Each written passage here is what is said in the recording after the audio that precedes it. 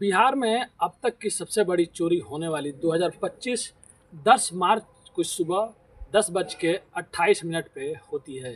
यहाँ पे 5 लुटेरे आते हैं और एक ज्वेलरी शॉप जो बल्कि इंडिया में नहीं पूरे देश में फैली हुई है, देश विदेश में भी फैली है, जो टाटा कंपनी का एक कंपनी है जिसका नाम तनिष्क है, जो ज्वेलरी शॉप है वो पूरे भारत में फैली हुई है।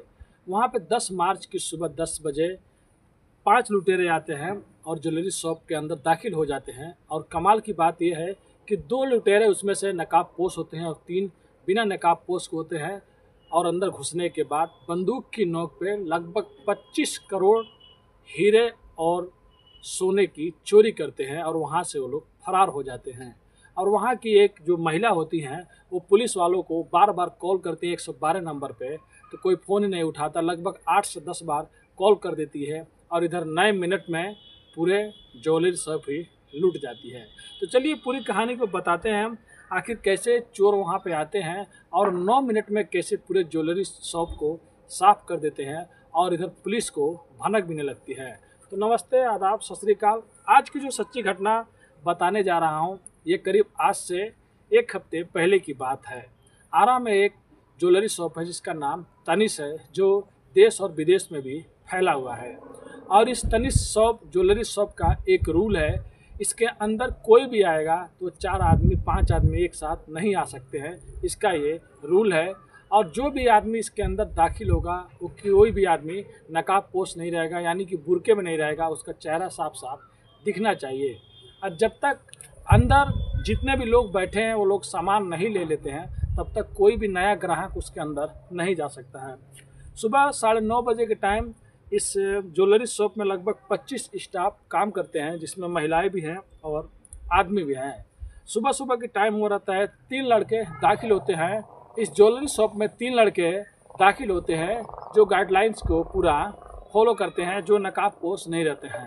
सबसे पहले इसमें 3 आदमी जाते हैं और 3 लड़के जाने के बाद फिर 2 लड़के और आ जाते हैं। और जैसे 2 आदमी जाते हैं, जो एक हेलमेट लगाया रहता है और एक मास्क लगाया रहता है, जैसे ही जो वहाँ पे गार्ड खड़ा रहता है वो उनको हटाता है, बोलता है कि ये गलत है, तुरंत वहाँ से उसका राइफल ये लोग छीन लेते हैं और बंदूक निकाल के सब लोगों पे तान देते हैं। यानी कि 10:28 पे ये लोग एंट्री करते हैं और 10:28 एंट्री करने के बाद ये सारा माल लूटने में लग जाते हैं। और कमाल की बात ये रहती है कि इसमें से जो 5 रहते हैं, 5 में से 2 तो अपने चेहरे ढके रहते हैं, लेकिन 3 जो रहते हैं वो लोग ऐसे बिंदास घूम रहे होते हैं। और किसी के भी पैरों में जूते नहीं होते हैं, सबके पैरों में चप्पल होते हैं। और दिखने में ये सब के सब यंग होते हैं, यानी कि लगभग 20 से 30 साल के उम्र के नीचे के ही रहते हैं। अब देखते देखते जो चीज़ उनको मिलता है, जहाँ से मिलता है, ये लोग अपने झोले में जो थैले रहते हैं उसमें बटोरने लगते हैं। ये लोग कुल 3 थैले लेके आए रहते हैं, जितना माल होता है ये लोग उसमें भरने लगते हैं। तभी वहाँ का एक स्टाफ होता है जो साइड में हट के सोचता है कि मैं पुलिस वालों को फ़ोन कर दूँ। तभी वहाँ का एक जो लुटेरा रहता है, लुटेरा उसको देख लेता है और देखने के बाद जाके उसके ऊपर राइफल तान देता है। लेकिन दूसरा लुटेरा बोलता है इसको गोली नहीं मारो। फिर वो उसी राइफल से उसको 2 बार सर पे मारता है, जिससे उसका खून बहने लगता है। फिर उसको लाके एक जगह जहाँ पे और लोग बैठे रहते हैं वहाँ पे बैठाया जाता है और उसी में एक महिला होती है जो उसकी बैंडेज उंडेज करने लगती है। अब तभी लगभग 6 से 7 मिनट बीत गए होते हैं, तभी एक जो लड़की होती है वो मौका देखकर पुलिस को फ़ोन करने लगती है। 1 या 2 बार नहीं, कुल 8 या 10 बार पुलिस को फ़ोन कर देती है। पुलिस फ़ोन उठाती भी है तो बोलती है अभी मैं आ रही हूँ, और आते आते पुलिस लगभग बहुत ज़्यादा लेट कर देती है। उसके बाद 9 मिनट तक ये चोरी चलता है, यानी कि पूरी ज्वेलरी शॉप लूट जाती है।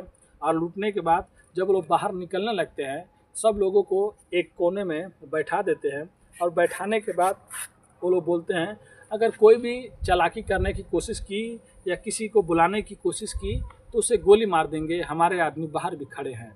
तभी वो लोग बाहर निकलते हैं, जहाँ पे उनके एक दोस्त रहता है जो बाइक लिए खड़ा रहता है। यानी कि कुल 5 लोग अंदर रहते हैं और एक बाहर खड़ा रहता है।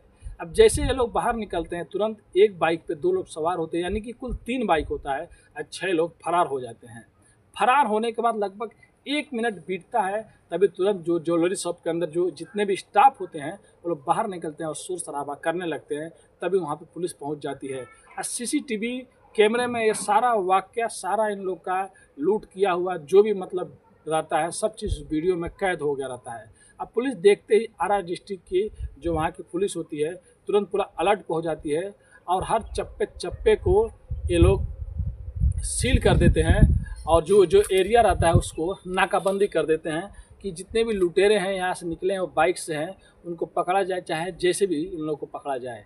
और तभी पता चलता है और मीडिया, सोशल मीडिया के जरिए तुरंत ये वायरल होने लगता है कि कुल 25 करोड़ की चोरी हुई है। अब लगभग 1 घंटे या 1.5 घंटे बीते रहते हैं, यानी कि 20 से 25 किलोमीटर ये लुटेरे जो रहते हैं वो लोग बाइक से भाग रहे होते हैं। तभी पुलिस एक जगह नाकाबंदी की रहती है लगभग छपरा के पास में, तब तक ये लोग पुलिस वाले को देख लेते हैं और अपनी बाइक घुमाने लगते हैं, तो पुलिस इन लोग को पीछा करने लगती है। अब जैसे आप लोग फिल्मों में देखे हैं कि पुलिस कैसे चोर को पकड़ती है, चोर की पीछा करती है, तो चोर भी इधर से फायरिंग करते हैं और पुलिस भी उधर से फायरिंग करते हैं। लेकिन बोलते हैं ना कि कानून के हाथ बहुत लंबे होते हैं, आप जहाँ तक भाग सकते हैं भाग लीजिए। आप लोग जब हार जाएंगे और पीछे घूम के देखेंगे तो पुलिस खड़ा मिलेगी। सेम वहाँ पे भी होता है, जो आरा की पुलिस होती है वो दौड़ाती रहती है और चोर भागते रहते हैं, लेकिन तभी वहाँ के जो आपस में दोनों की मुठभेड़ होता है पुलिस और चोरों में, तभी पुलिस की 2 गोली एक चोर को लगता है और 2 गोली एक चोर को लगता है।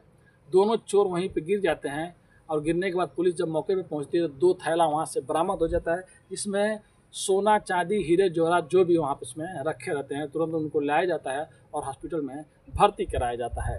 और उसके बाद उन्हीं चोरों से पता लगाया जाता है, जो गार्ड रहता है जिसके लोग राइफल छीने रहते हैं वो भी राइफल मिल जाता है।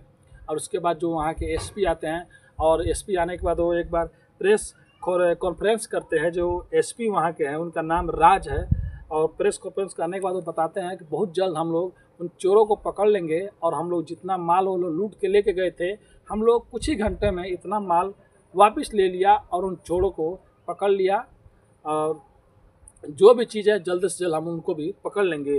तभी उनमें से एक आदमी एसपी साहब से ये सवाल कर बैठता है कि सुनने में आया है कि ज्वेलरी शॉप से जब ज्वेलरी शॉप लूट रही थी तो उस टाइम पुलिस 112 नंबर पे, जो आपका सोशल मीडिया पर नंबर है, जो आपके हैंडल में नंबर है, कहीं भी लिखा रहता है 112 मिलाइए और तुरंत पुलिस को अपने पास में पाइए। तो ये तो बात आप लोग लिखते हैं, लेकिन ऐसा सच में होता है कि नहीं होता है? क्योंकि जब वहाँ पे बार बार पुलिस को फ़ोन जा रहा था, अगर पुलिस शायद टाइम पे आ गई रहती तो चोर वहीं पे पकड़े जाते और वो बाहर भी नहीं निकल पाते, और जो भी ये हुआ है वो हो नहीं पाता। तब एसपी राज जो वहाँ के हैं वो सोच में पड़ जाते हैं। फिर वो सफाई देते हुए कहते हैं कि देखिए 112 जो नंबर है हम लोग का, इस पर एक ही बार में बहुत से लोग फ़ोन करते हैं, इसीलिए शायद बिजी बता रहा होगा, वेटिंग बता रहा होगा, इसके लिए थोड़ा लेट हो गया रहता। लेकिन कहने का मतलब ये है, जब आप लोग ये बोल रहे हैं कि किसी भी आपातकाल में, किसी भी मतलब अवस्था में आप लोग 112 मिलाइए और पुलिस को तुरंत अपने पास में पाइए, तो अगर कोई आदमी कहीं पे फंसा हुआ है और वो 112 नंबर पे मिला रहा है, तो पुलिस 1 बार 2 बार फ़ोन नहीं उठाई, 3 बार नहीं उठाई, तब तक उस आदमी का जान चला जाएगा या कुछ अनहोनी हो जाएगा। तो उसके बाद जो पुलिस, जो एसपी रहते हैं वो कुछ नहीं बोलते हैं, लेकिन ये आश्वासन देते हैं कि बहुत जल्द हम उन चोरों को भी पकड़ लेते हैं। लेकिन बाद में जो एफआईआर हुआ रहता है वो 10 करोड़ 9 लाख का हुआ रहता है, मतलब उतने का चोरी हुआ है। शुरू में यही होता है कि जो भी आता है कि 25 करोड़ का चोरी हुआ है, लेकिन एक दिन पहले का रिपोर्ट है, यानी कि 9 मार्च को लगभग 24 करोड़ कुछ लाख रुपए वहाँ पे जो मतलब ज्वेलरी में बचा रहता है। जब चोरी होता है तो उस टाइम 25 करोड़ का नाम लेते हैं, लेकिन चोरी होने के बाद जब चेक किया जाता है कितना का मतलब माल बचा हुआ है, लगभग 14 करोड़ या कुछ लाख का उसमें सोना चांदी जो भी रहता है वो बचा रहता है। 10 लाख का ऊपर का चोरी हुआ रहता है, तो वो एफआईआर में लिखा रहता है।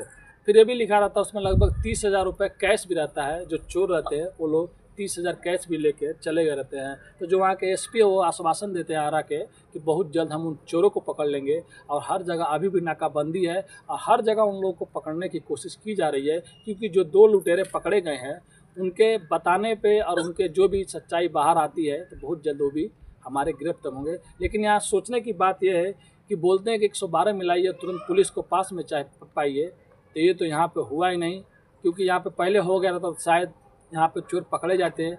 और इसमें ये बात और है कि वो चोर लोग किसी को गोली नहीं मारे। आप लोग सोच सकते हैं, जो एक लड़की थी जो छुपे छुपाई पुलिस को फ़ोन कर रही थी, अगर शायद वो लोग देख लेते तो उस लड़की को गोली मार देते, और उससे पहले एक आदमी को वो लोग मार दिए थे सर पे, जिससे उसका ब्लड भी बह रहा था। तो आज की कहानी यही है। अब देखते हैं वो चोर कितनी जल्दी पकड़े जाते हैं। जो हमारे एसपी साहब हैं वो आश्वासन दिए हैं, उसके बाद फिर से जो भी कहानी आएगा आप लोग को मैं ज़रूर बताऊंगा। तो आज के लिए बस इतना ही, क्योंकि शाम होने वाला है। अब मिलते हैं नेक्स्ट वीडियो में फिर से कुछ अच्छी कहानियों के साथ। अभी के लिए अलविदा लेता हूँ। धन्यवाद।